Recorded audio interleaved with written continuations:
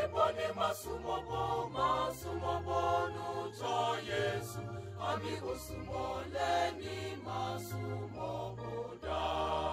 Tomo mi boni masumobo nucho Yesu.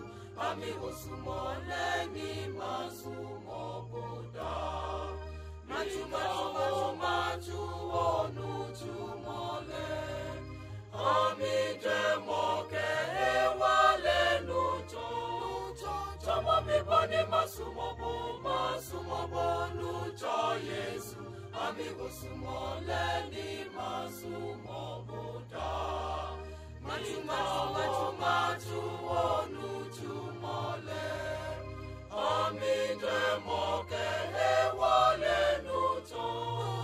Tomo mi boni masumobo nucho Yesu. Ami osumole ni masumoboda.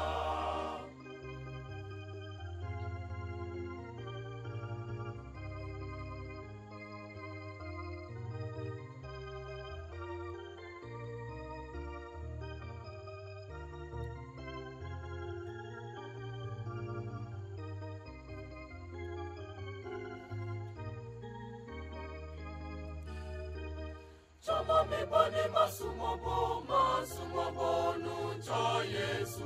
Ami osumole ni masumoboda. Tomo mi boni masumobo nucho Yesu. Ami osumole ni masumoboda.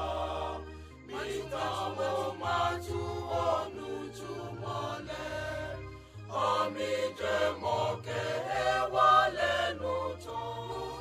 Tomo mi boni masumobo nucho Yesu.